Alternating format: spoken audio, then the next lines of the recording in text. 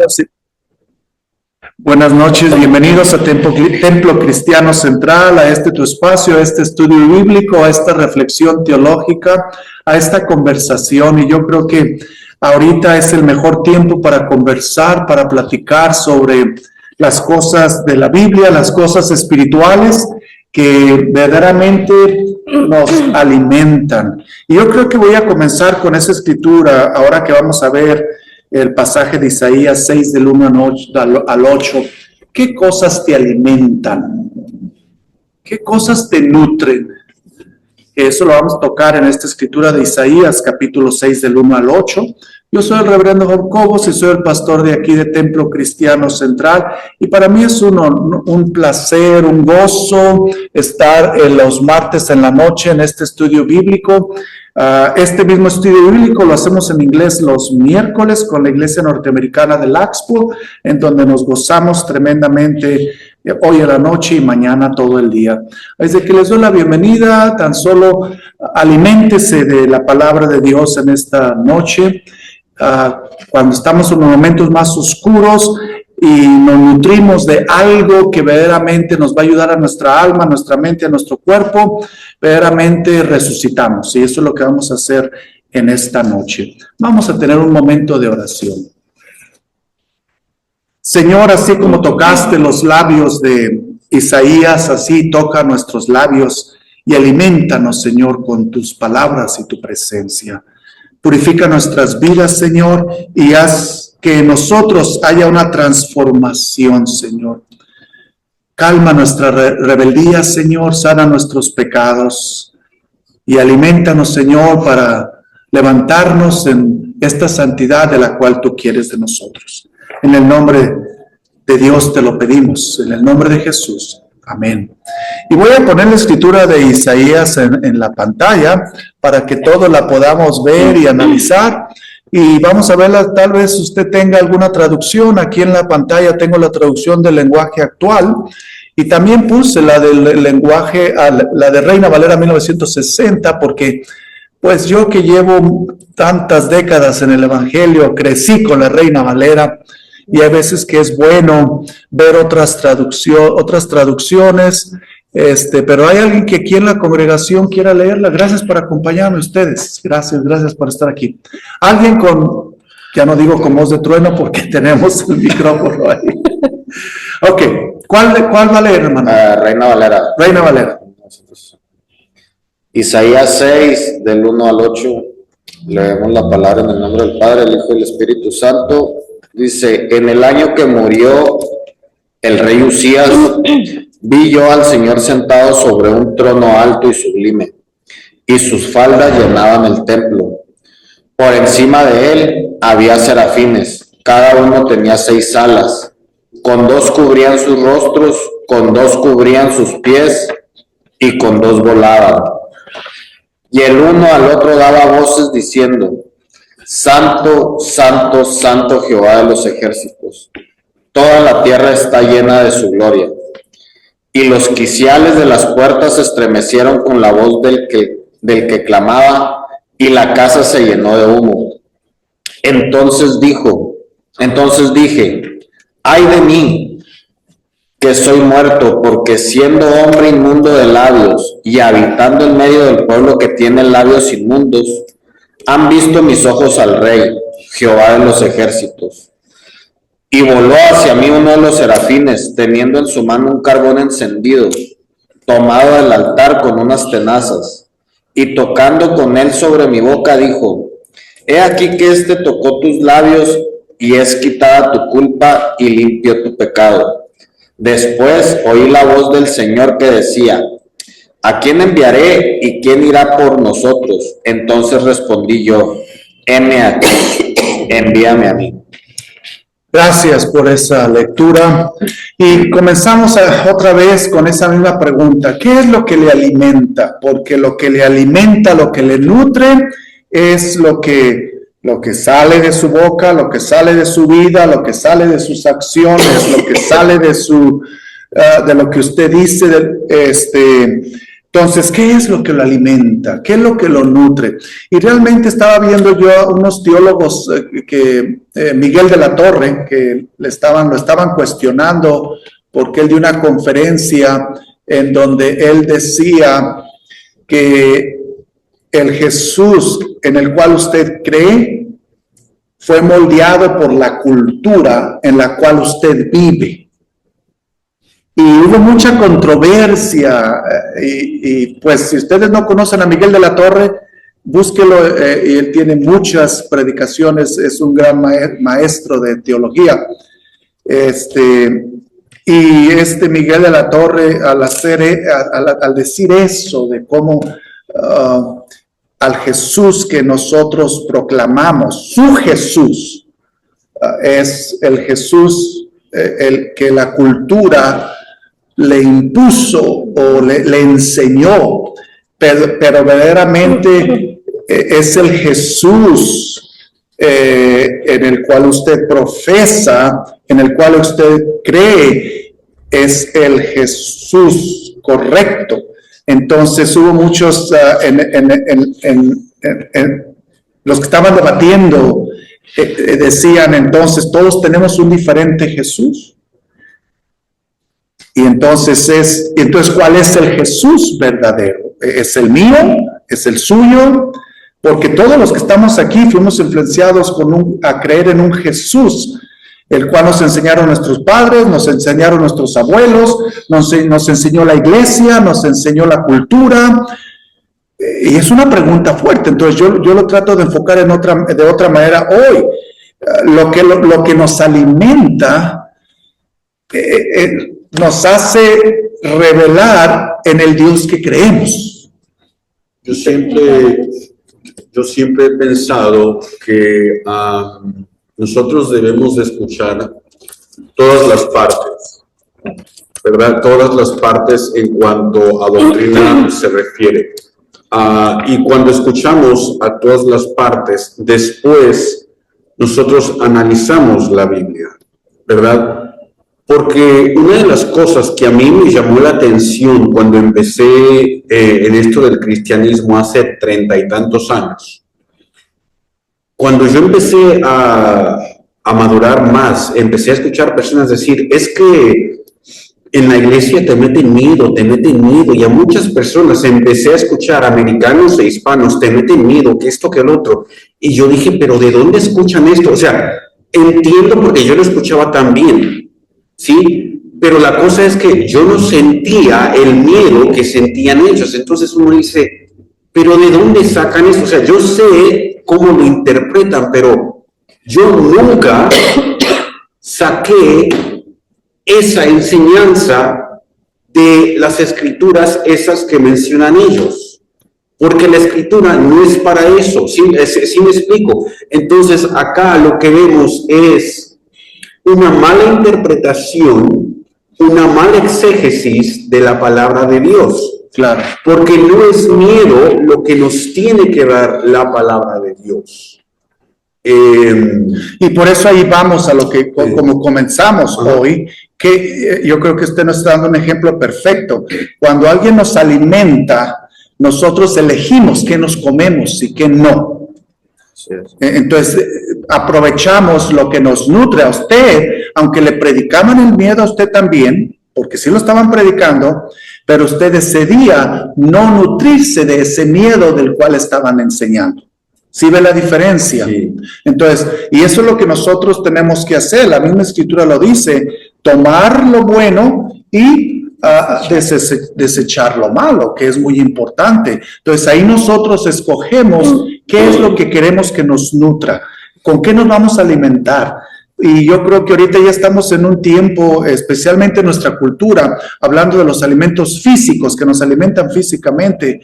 Ahora ya tenemos mucha selección y ya podemos decidir, por ejemplo, a mí para tomar Coca-Cola, pues ya como que tiene que ser un momento muy especial y todo eso, porque ya no me hace a mí tomar Coca-Cola o tomar algo que está contaminado con muchos preservativos y todo tipo de cosas. Entonces, uno ya es más selectivo en lo que le nutre a uno, y uno tiene que ser muy selectivo en lo que nos nutre espiritualmente. Y yo creo que ahorita es en lo menos que estamos siendo selectivos en qué es lo que nos nutre espiritualmente. Especialmente esta escritura de Isaías 6 nos dice que Isaías vio a Dios. Fíjese que es muy, muy bonito cómo aquí comienza la escritura. Lo vio sentado en el trono y en un lugar alto. Y es tan hermoso cómo comienza esta escritura, donde aquí Isaías lo ve en su trono. Imagínense que él lo logró ver en su trono. Y esta es una de las escrituras que más a mí me gustan. ¿Y saben por qué me gusta tanto? Porque hace muchísimos años yo escuché a un predicador que la predicó tan hermoso que me hizo ver el mismo altar de Dios. Y ese pastor nunca se me olvidará, ya fue hace muchos años, pero la predicó de una forma tan hermosa que me hizo sentir que yo estaba en ese lugar santísimo viendo el altar. Y cuando vi que esta escritura era para estudiarla hoy, en estos días cuando empecé a estudiar, dije, ¿cómo me llena esta escritura? Y yo creo que eso es lo que nos alimenta. Y aquí vemos que Isaías lo vio y el templo quedó cubierto bajo su capa, o sea, su manto, su vestimenta. O sea que aquí Isaías estaba viendo que Dios estaba en el trono, que Dios estaba en lo alto y que llenaba todo el templo. Pero ¿saben por qué él vio todo eso? Porque en ese mismo año, murió el rey. Y lo dice, y muchos teólogos se cuestionan y dicen, ¿por qué menciona que murió el rey? Bueno, y pues se puede contestar muy fácilmente. Antiguamente, cuando se escribían libros antiguos, cuando se escribían libros en la antigüedad o historias, siempre se mencionaba un evento que estaba sucediendo en ese momento. Y muchos dicen que por eso aquí Isaías mencionó que había muerto el rey Osías. Otros teólogos dicen que mencionó aquí al rey Osías porque estaba aquí diciendo Isaías, murió el rey terrenal, pero todavía queda el rey divino que nunca se muere. Ya no hay rey en el trono, pero está el rey del universo, el Dios todopoderoso, sentado en su trono. Y a mí me gustó mucho más esa explicación de los teólogos, donde verdaderamente todo en esta vida pasa. Hermanos, aunque usted ni yo lo querramos, nos vamos a morir, nos vamos a quedar sordos.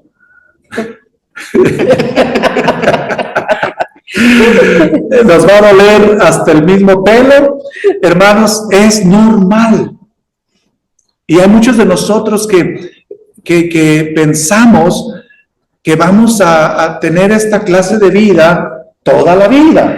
Claro, si Jesús viene mañana, nos vamos en las nubes, ¿verdad? ¿Qué más quisiéramos? Pero hermano, ok, ni lo piensen. Todavía nos quedan muchas tareas para hacer.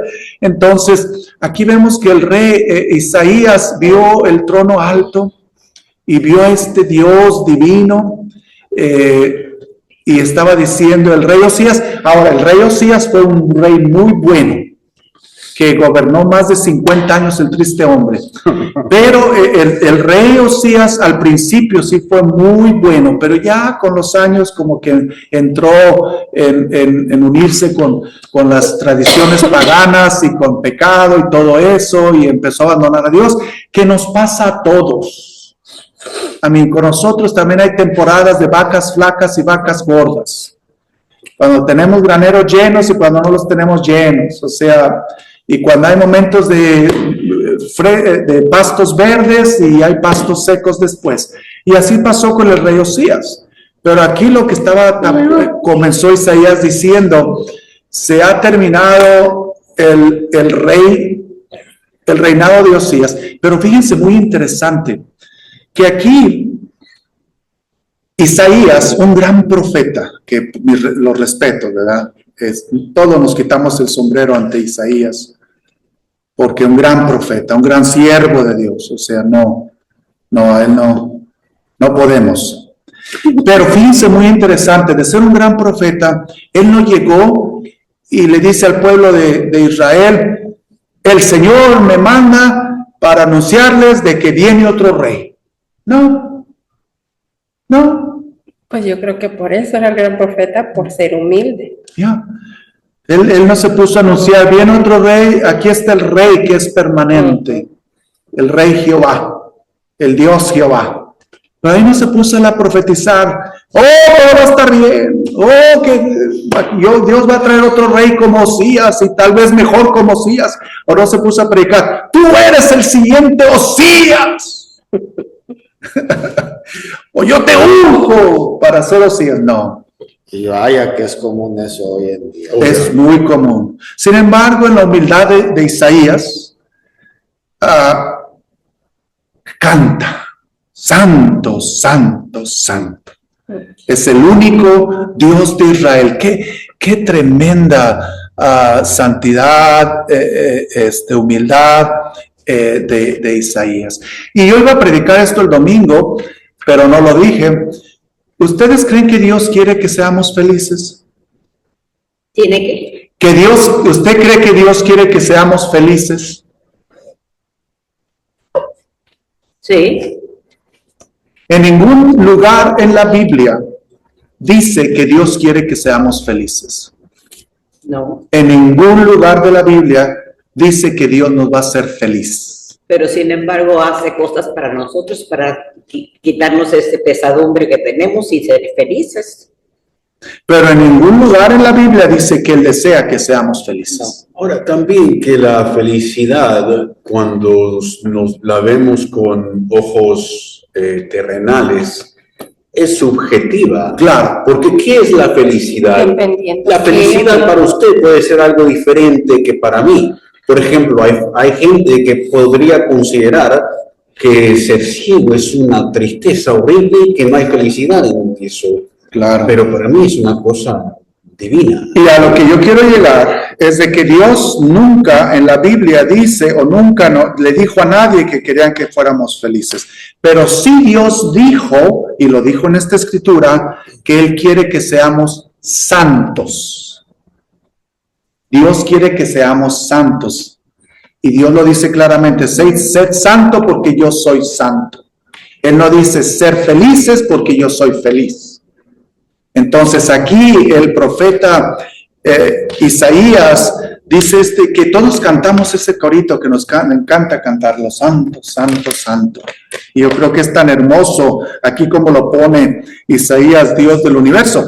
Pero aquí él dice Isaías dice que vio a Dios sentado en el trono. Y luego dice, aquí lo que estaba pasando con Isaías es que él estaba viendo todo. Estaba viendo a Dios, estaba viendo el trono, pero también vio a los serafines.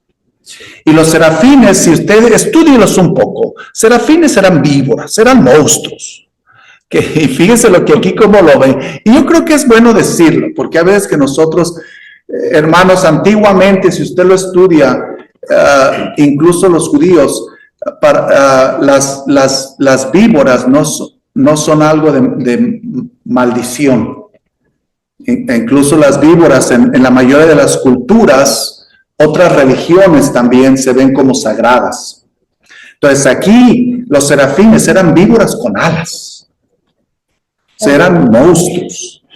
Entonces, no se asuste, ves que nosotros cuando yo fui a Europa y veía las catedrales con caras de demonios afuera, esos donde tiran el agua, donde cae el agua, y yo decía, Dios mío, pero esta es una catedral, ¿por qué tienen demonios allá alrededor? Nada, que eran los serafines. Y ya después, cuando recibía los tours que me explicaban todo lo que ven en las catedrales, en los templos. Mire, qué hermoso serafín. Y ajá. No, y si usted va a la iglesia más vieja de aquí de Arizona, está yendo para Tucson, está ahí ay, Dios mío, ¿cómo se llama? Se me fue el nombre ahorita. Que ahí está el órgano más, ¿cómo? Tumancacori. Sí, ¿cómo se llama la iglesia? Pues no sé. Ahí está un templo que es uno de los más viejos del estado, y ahí está el órgano más viejo del estado, y adentro, a los dos lados del altar, tienen 2 serafines, que yo dije, notarán si me llevo uno. Así subiendo las escaleras para el altar, tienen 2 serafines, y yo dije, Dios mío, qué belleza, aunque son feos, o sea, pero digo, qué belleza. Pero ya uno lo ve como un arte, ya uno lo ve como algo, pero si usted quiere entretenerse en algo que no lo va a salvar ni lo va a echar al infierno, y entretenerse en algo y estudiar un poco qué son los serafines, va a ser algo interesante, porque le abre la mente a uno, el ver cómo, y que aquí es muy interesante, porque cuando la Biblia lo dice claramente, que cuando alguien vea a Dios, morirá. Sí. Y que no es que lo mate porque pues lo va a matar, no, porque nadie puede ver a Dios, porque Él es Dios. Él es Dios, o sea, cuando uno ve a Dios, hermano, es por eso que yo nunca digo que veo a Dios, porque ya estoy muerto, o sea, me consume, o sea, sería una mentira. Te lo puedes imaginar. Incluso se lo puede imaginar, y yo creo que con una mente finita que tenemos, yo creo que esto es lo que logramos descubrir de Él. Pero aquí vemos que Isaías vio a Dios sentado en su trono, vio a los serafines que volaban encima de Dios y no se asustó. Yo hubiera salido corriendo viendo eso. Esto Isaías, ¿a quién se lo está expresando, pastor? Al pueblo de Israel. Al pueblo de Israel. Sí, que es en los tiempos de Osías, que por eso menciona al rey Osías. Estamos hablando tal vez como el año 700. Ya. También es necesario, hablando sobre estas cosas, ¿verdad? Porque acuérdese que la Biblia dice que habrán falsos profetas y dirán esto y lo otro. Muchas personas, como ya he dicho antes, sacan de contexto o podrían sacar de contexto muchos pasajes bíblicos, incluso muchos falsos profetas. Y podrán decir, es que yo he visto a Dios y lo vi así. Y cada día pasa, mi hermano. Casi todos los días. Y es la mejor forma de convertir gente. Claro. Entonces, es necesario. Claro. Entonces, es necesario que nosotros nos refugiemos en la palabra de Dios para saber exactamente qué es lo que dice y estar apegados al Espíritu Santo para que no nos engañen. Porque, como dice la palabra de Dios, si fuese necesario, si fuese preciso, hasta el propio creyente pudiera ser engañado. Porque cuando usted escucha estos testimonios, es que se fue para el cielo y vio a Dios y vio esto, entonces uno se queda como... Pero es por eso muy importante, hermanos. ¿Se acuerdan cómo comenzamos este estudio bíblico? De que el Jesús Salvador que usted conoce, quién se lo mostró y cómo se lo mostraron y quién le alimentó ese Jesús en su vida. Porque el que se lo haya alimentado, usted lo creyó y ese Jesús fue moldeado de acuerdo a las personas que se lo interpretaron. Entonces ahora mi pregunta y lo que nos exhorta la Biblia y nos exhorta Jesús, el Cristo, es: yo quiero revelarme a ti, que el Espíritu Santo te ayude a usted encontrar el Jesús que va a ser revelado a usted. Por ejemplo, mi Jesús, el Jesús que yo, Pastor Job Cobos, yo creo en un Jesucristo que nos ama, que nos protege, que nos sana, que tiene mucha misericordia, que vino para todos, que es un Dios compasivo. Entonces, ese es el Jesús que se fija que no mencioné muchísimas otras cosas. ¿Por qué? Porque ese no es el Jesús en el cual el Espíritu Santo me ha revelado. Entonces es muy importante que cada uno de nosotros veamos el Jesús que el Espíritu Santo nos ha revelado, que en realidad debe ser el mismo el de amor, de compasión, de todo eso. Y si no es el mismo, de todas maneras no se preocupe. Y es también de acuerdo a las vivencias que uno tiene. Las experiencias, Ujú. las experiencias, por ejemplo, aquí la vida de Isaías cambió completamente. Entonces, y yo creo que donde quedamos muy mal es cuando yo le quiero imponer el Jesús que yo conozco y no puedo. Ahí es donde cometemos el error. Usted puede creer en un Dios justiciero, en un Dios que corta cabeza, en un Dios que juzga, en un Dios que envía al infierno. Hermano, está bien, gloria a Dios, pero no me lo imponga a mí. Y si yo creo en ese Jesús, yo no se lo voy a imponer a usted. ¿Ven la diferencia? Ay, que si usted dice, este Jesús es mío, gloria a Dios. Y si yo digo, este Jesús es mío y es muy diferente al Jesús suyo, digo, pues gloria a Dios. Y es que ahí hay un tema muy importante porque creo yo que ahí es una de las mayores diferencias que hay entre nosotros como comunidad cristiana, ¿verdad? O sea, que creemos que el Jesús que yo predico o el Jesús que yo te presento es más fuerte o más poderoso al que tú crees o al que tú sientes. ¿Por qué? Porque yo tengo una mayor comunión, porque yo me mantengo más en oración, porque yo leo la Biblia, porque yo esto, yo. Y esa parte es donde creo yo que genera tanta discrepancia y tanta discordancia dentro de nosotros, ¿verdad? Nos acaba de pasar ahora que estoy en la semana, llegamos a una casa, nos invitaron a una comida y no sabíamos que las personas que estaban ahí eran creyentes. Y ya al final de la plática, ya les di, pues el día de la junta que veníamos aquí el domingo en la tarde, veníamos de allá y llegamos, y antes de, yo le dije a la señora de la casa por la razón que nos teníamos que ir, porque ellos apenas estaban iniciando el convivio. Y que veníamos a la iglesia, una junta que necesitábamos para lo del retiro y todo. Y una de las personas que estaba ahí de volada, su primera, dijo, ustedes son creyentes, no, sí, esto y lo otro, dijo. ¿Y de qué doctrina son? Sí, inmediatamente. O sea, su primera pregunta, o sea, antes de decir cualquier cosa, fue, ¿su doctrina cuál es? Wow. ¿A qué doctrina pertenece? Wow. Y ahí es donde uno se da cuenta la diferencia y el divisionismo que hay entre nosotros mismos, ¿verdad? Dentro de ese Jesús que se supone que todos creemos en un mismo Jesús, ¿verdad? ¿Y qué respuesta dio? Le dije que nosotros no pertenecemos a ninguna doctrina en particular, que somos cristocéntricos, ¿verdad? Sí, seguidores. Le dije, y al final de cuentas le dije, él entró que los trinitarios y que esto y que el otro, y empezó ahí a mencionar. Le dije, se acabó la plática porque ya nos íbamos y él se quedó como picado con ganas de querer seguir platicando, ¿verdad? Y le dije, bueno, al final de cuentas le dije, creo y siento que todos los que estamos aquí creemos en un Dios vivo. Le dije, creo yo que debemos de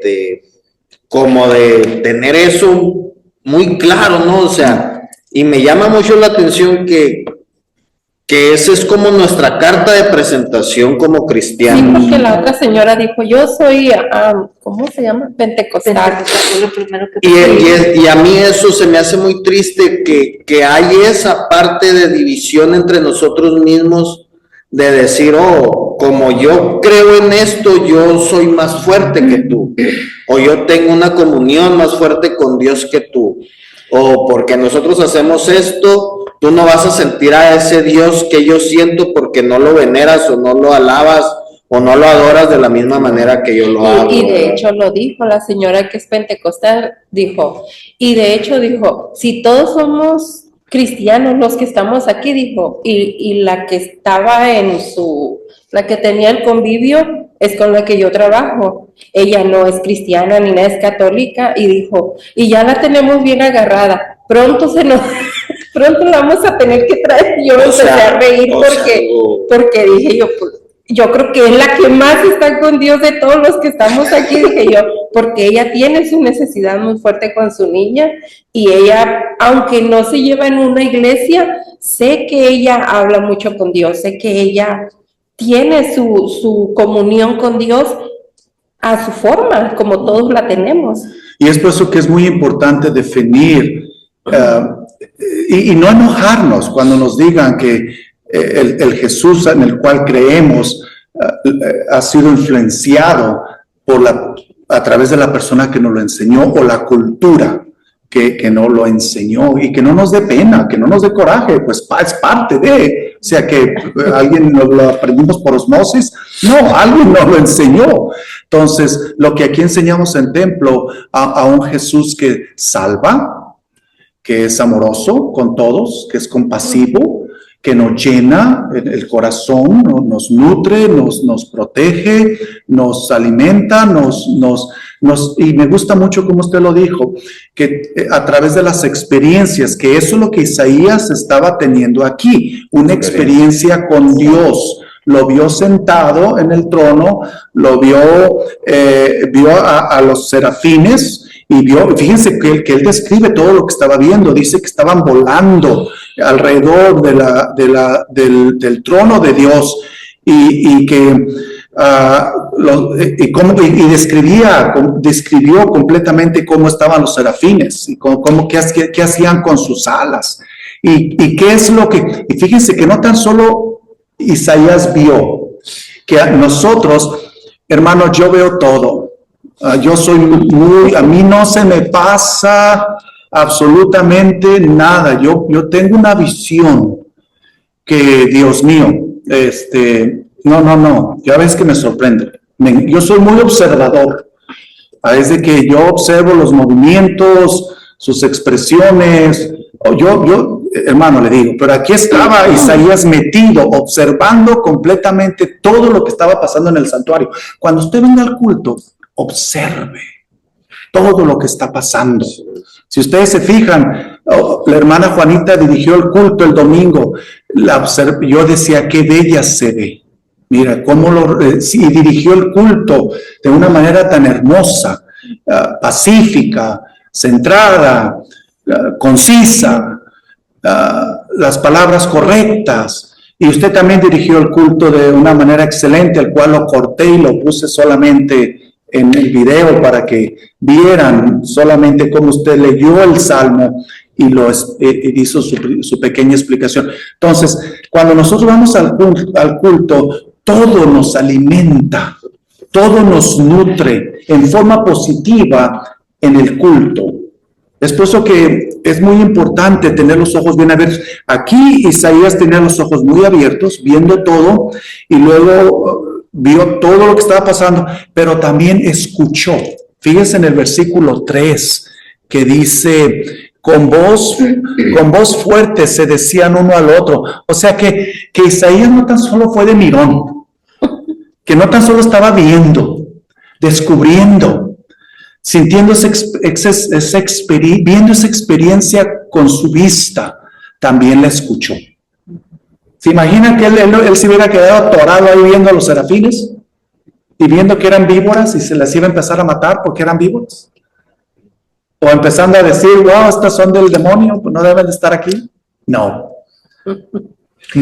Entonces aquí, ya después que él vio, también empezó a escuchar.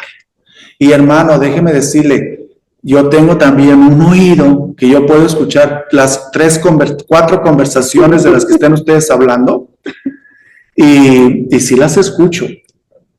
Tengo un oído, incluso yo cuando estoy dormido, yo escucho a mi perro que está caminando en el piso en mi casa. Yo también.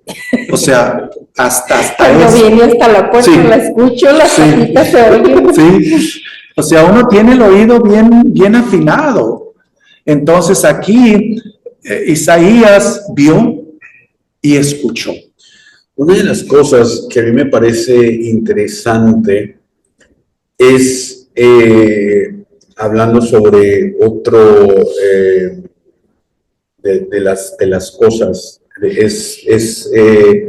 lo que experimentó, Ajá. que se tiene que ver con el tacto, si no me equivoco, es la espada y cómo el fuego unifica, ¿sí? Si vemos cómo él de alguna forma se humilla, si no estoy mal, porque dice, bueno, es que yo no sé cómo hacer esto, pero después... Pero es algo típico de todos los profetas. Sí, sí, claro, claro. La mayoría de los grandes hombres, creo que todos, Ajá. pero recuerde que ya vimos en templo que cuando alguien dice esto es por humildad. No, claro, pero después como viene está una espada y está un carbón y tiene fuego y se lo acercan a la boca, por lo menos así me lo imagino yo cuando se lo leen, y como esto purifica y le limpia, y después hacen un llamado y automáticamente él dice, yo quiero ir. Claro. Entonces ahí vemos cómo, para regresar a mi punto, yo creo que cuando nosotros realmente somos llamados a cualquier cosa, ya sea a la profecía, a decir alguna palabra, a llevar al pueblo de Dios, a que nos revele algo, ¿verdad? Porque muchas veces nosotros queremos saber cosas y todavía no es el tiempo, como le pasó a Daniel. Yo creo que el Espíritu Santo nos va a revelar eso. Y muchos seres humanos nos queremos adelantar a los acontecimientos. Muchos cristianos, incluso esto pasó, le ha pasado mucho incluso en la Biblia hebrea, como Abraham, como Lot o las hijas de Lot y otras personas quisieron adelantarse a los planes de Dios, y muchos cristianos quieren adelantarse a sus designios. O apresurar las revelaciones o las experiencias. Claro. Y yo creo que debemos de gozarnos en cada paso de la experiencia, como aquí lo estaba haciendo Isaías.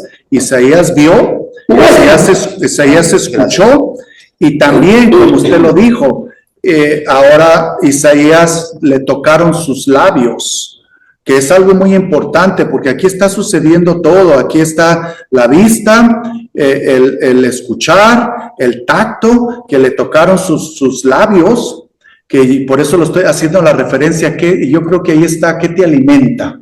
¿Qué te alimenta? ¿Qué te nutre?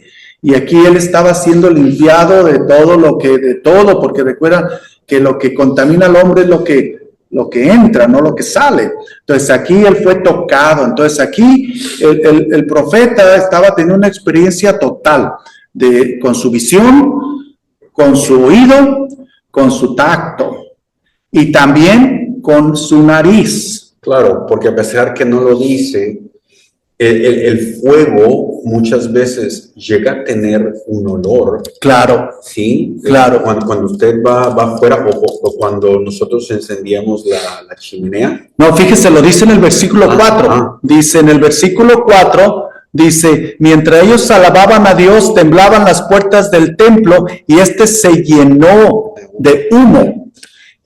Entonces aquí la experiencia de Isaías estaba siendo una experiencia total, completa. Y hermanos, muchas veces nosotros venimos al templo y nada más lo que hacemos es vemos. Pero no hay experiencia completa del oído, del tacto, del olor. Muy interesante. Estábamos orando el jueves, estábamos en la oración. Y llegó la hermana Cori, luego llegó el hermano Saúl, pero como yo me hinco a orar, no veo quién más llega.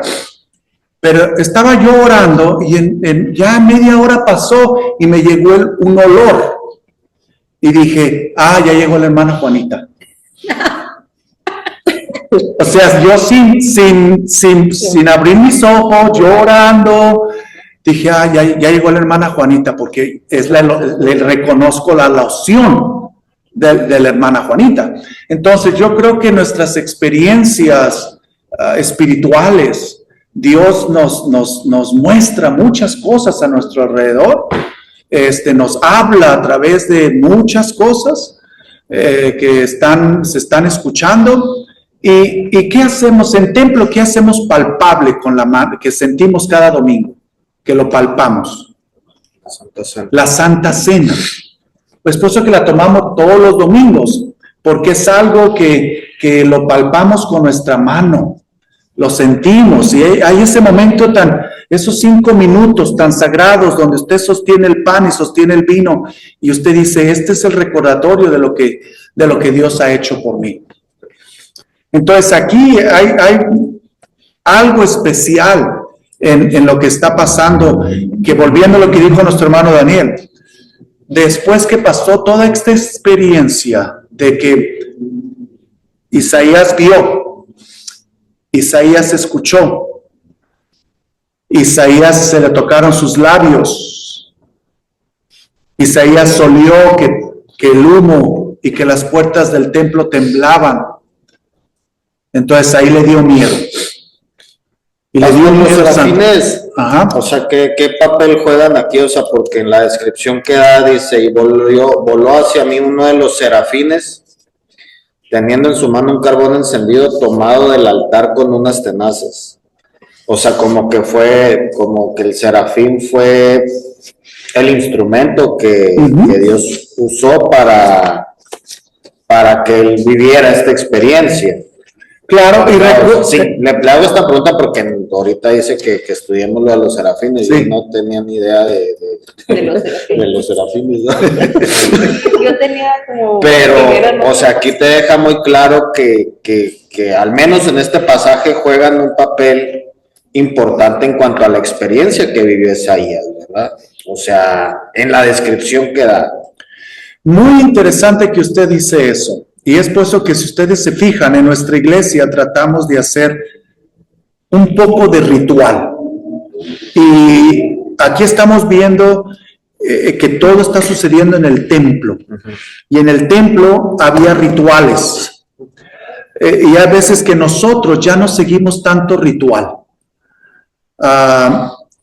Que los rituales nos hablan, son parte de la adoración hacia Dios.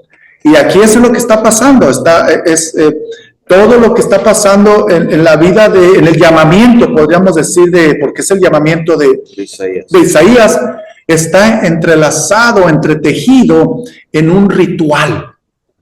Le voy a dar un ejemplo. En la iglesia norteamericana tenemos niños que le llamamos acólitos, pues son acólitos, que ellos, cuando va a empezar el culto, ellos vienen a encender las velas en el altar, porque en la iglesia norteamericana encendemos velas todos los domingos. Que usted no cree en eso y es su problema. Pero en la iglesia norteamericana sí lo creen. Ellos tienen 2 velas o una vela en el altar, en la mesa de la Santa Cena, y dos niños los observamos nosotros, que vienen ellos y se suben al altar y con la inocencia de la niñez, ellos encienden las velas del altar. Pero es un momento que usted dice, no hay palabras para describirlo, es que usted lo tiene que ver. O sea, ver ese ritual. Y también uno estar dispuesto a vivir eso, Ese a ritual. quererlo ver. Por ejemplo, los bautismos. Yo no bautismo gente como si fueran vacas. No, yo les doy un entrenamiento bastante. Yo para mí el bautismo es lo más sagrado que existe. Yo no bautizo a cualquiera. Hay un proceso y una enseñanza y usted tiene que es una entrega total cuando uno se bautiza. Entonces, para mí, cuando yo observo bautismos, para mí es tan sagrado. Y entonces todos esos rituales, por ejemplo, también el de ungir con aceite. Tampoco yo me paso ungiéndolos a ustedes como si los fuera a meter al horno. No, yo tan solo, el Espíritu inspira a quien ungir. Y como la misma Biblia dice, no te dejes imponer las manos por cualquiera. O sea, todo eso es parte de un ritual sagrado que tiene un propósito, no es tan solo para para venderlo a mayoreo. Una de las cosas que a mí se me hacen muy, si ustedes tienen oportunidad de ir a la congregación de los norteamericanos, Del Axpo. yo les insto a que vayan. Es una experiencia hermosa. Yo siempre me dejo llevar por las campanas, no sé qué son. Sí, también eso, antes del culto, de encender las velas, se suenan las campanas. Entonces, todas esas cosas aquí, como usted hablando Dios estaba guiándose por el ritual del templo. El sacerdote agarra es como si el sacerdote agarrara las tenazas, llevara los carbones encendidos y purificara a Isaías. Que el ritual, cuando se hace vivo, un ritual que regenera, un ritual que es relevante, que estábamos hablando sobre la relevancia. Aquí, este momento, aunque es un ritual viejo de muchos años, tiene mucha relevancia, tanto para el pueblo de Israel en aquel tiempo como para nosotros. Entonces podríamos hacernos nosotros la pregunta, ¿cuáles son nuestros rituales que verdaderamente nos transforman, nos llenan, nos cambian, nos hablan? Y no solamente eso, aunque no lo dice la Biblia, pero yo si tuviera oportunidad de preguntarle algo a Isaías, sería, ¿dónde lo llevó esta experiencia? O sea, porque cada vez que nosotros tenemos una experiencia como esa, es algo como que lo sumerge, como que usted está inmerso en esta cosa, ¿verdad? O como que yo cuando escucho las campanas en su iglesia y me imagino estas velas o lo que sea, en mi casa también tengo velas. ¿Pero hermano no las ve? No, pero sí las vuelo. Ok. Entonces, ¿qué pasa? Excelente. Okay. Entonces, ¿qué pasa? Me transporta a un lugar. ¿Sí me explico? Claro. Me transporta a un lugar y eso se hace nuevo todos los días. Es algo nuevo. Claro. Y además, yo cuando estaba chico, a pesar que nunca he visto, con los años, poco a poco, se me ha quitado esto de la percepción de la luz. Yo antes tenía más percepción de luz, lo que significa que antes yo tenía conocimiento cuando una vela o cuando, digamos, las luces de los arbolitos estaban prendidas. Ahora ya no. ¿Y por qué? ¿Porque está perdiendo todavía la visión o qué? No es la visión, es la percepción de la luz.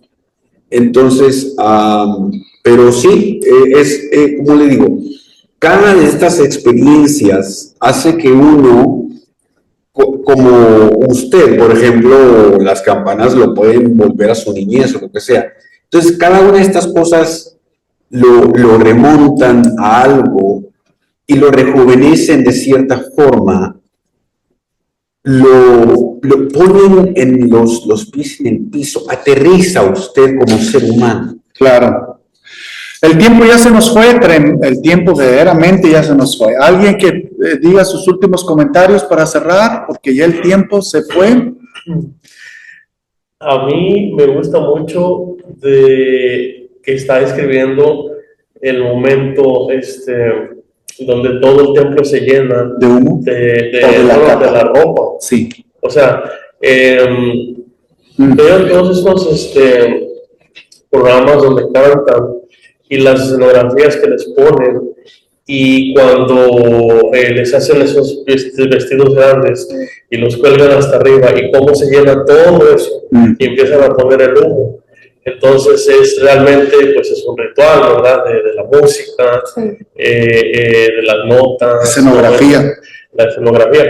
Entonces también me pone a pensar todas las semanas religiosas que hay en una iglesia también, cómo están vestidos, me llama la atención, aunque son pequeñas las imágenes, pero cómo están bordados sus vestidos, con hilo dorado, con plateado, o sea, están con gloria y esplendor vestidos de esa manera. También, y es por eso que nuestro culto, tenemos que nuestro culto, vemos que mucha gente ha dicho mucho de las flores que tenemos en el templo cada domingo, y tener un culto hermoso, muy bien decorado. y una de las cosas que me llama la atención es cuando creo que tenía 10 años, no me acuerdo más o menos así, mis caricaturas favoritas eran los Caballeros del Zodiaco, porque cómo estaban vestidos cada uno de ellos. Yo no me acuerdo. No, que estamos hablando del 2000, por ahí. Entonces, Del 2000. entonces estamos como cada uno de ellos que representaban las casas como Acuario, Capricornio, Piscis, Leo, cada uno de esos caballeros estaban vestidos con una extravagancia, con unos vestidos, o sea, con capas, con todo dorado, y nadie se les podía acercar, nadie podía hablar con ellos, incluso estaban sus caras cubiertas con unas máscaras de oro, de plata, porque no podían ver su rostro de tanta gloria, tanta belleza, tanta luz que tenían. Entonces yo me imagino que así fue como le sucedió a Isaías. O sea, no, vio lo que tenía enfrente, pero yo creo que no pudo ver más allá de lo que él quiso ver. Pero lo poco que vio, o sea, eso, dijo, ya me muero, no puedo más. O sea, nada más con ver cómo está lleno el templo con el vestido y con esto, o sea, yo con eso ya soy Fue muerto. demasiado. Demasiado, exactamente. Entonces, como esa manera de escribirlo y de vivirlo, y ahora, honestamente, para mí en la escritura no se le está dando importancia más a los serafines, porque sí, obviamente van por jerarquías, ángeles, querubines, serafines, etcétera, etcétera. Arcángeles, pero nada más los están escribiendo como, sí, tenían y trataban aquí, acá y así, pero lo que yo veo que él más recalca y resalta es la vestidura grande. O sea, se quedó con eso y dijo, es que yo me muero con esto, o sea, es mucho. Y él, no, sí, los ángeles, los querubines, ok, está bien, pero esto que estoy viendo se quedó así como paralizado, me imagino yo, y no sé, me imagino yo como, ok, querubines, serafines, ángeles, háganse un lado, déjenme ver esta bien. Ustedes ya pasan a segundo plano. Sí los describen de una manera, pero no los de esa manera, que yo ahí me quedo porque ya no puedo. Muy interesante que usted dice, con esto termino, bueno, esto y luego ya al final. ¿Se acuerdan de la esposa del presidente Trump, que usó el sombrero? Ivanka. ¿Cómo se llama? Ivanka. Ivanka, que usó el sombrero en la inauguración y que el presidente no la pudo besar. Ajá. ¿Sabían ustedes que ese es el propósito del sombrero en la mujer? Sí. Es un ritual. Para que no se le acerquen los hombres. Entonces, No tener el velo. entonces Es una manera de guardar la distancia. es por eso que los rituales son tan sagrados, son tan importantes. Yo tengo un ritual que yo ahorita pues tengo varios, que usted lo conocen, uno de ellos, que me ayuno todos los jueves. Solamente me lo quitan si hay una emergencia de que un pastor o alguien me invite a almorzar o a comer ese día, porque no voy a andar yo diciendo, no estoy en ayuno, no, tampoco eso, ¿verdad? O sea, pero ya es una emergencia, pero es un ritual que lo anhelo, es mío, y el otro es de que todos los días yo no salgo de la casa. Yo tengo un altar en mi casa, donde una sección donde es mi oración, hago mis oraciones, y yo tengo una bench, ¿cómo se le llama bench? Una banca para orar. Y ahí yo oro todas las mañanas. Y es algo que incluso varias veces se me ha olvidado, y ya estoy en el carro, dije, mira, hoy no, porque salí tan deprisa, no oré. y me bajo del carro muy calmado y me voy y hago mi ritual y mis oraciones y luego ya me regreso contento. Entonces, los rituales son muy importantes, porque eso le ayuda a mantener un margen, a que su vida se alimente de lo que le va verdaderamente a nutrir. Porque recuerden, ya para terminar, recuerden que aquí Isaías, que Dios hizo esta pregunta, que yo no entiendo por qué Dios hizo esa pregunta si es Dios. Y Dios dice, ¿a quién voy a enviar? Oye, cuando yo estaba estudiando esta escritura, decía, Jehová eterno, usted es Dios, ¿por qué tuvo que preguntar? ¿Por qué tuvo que preguntar? O sea, y él ya sabía. A lo mejor porque ya sabía la respuesta que Isaías le iba a dar y él quería escucharla. Y ahí está el secreto. Dios quiere escucharnos. Dios no nos va a obligar a venir al templo, ni nos va a traer de las greñas, ni nos va a manejar como marionetas, ni como robots, ni nos va a manipular.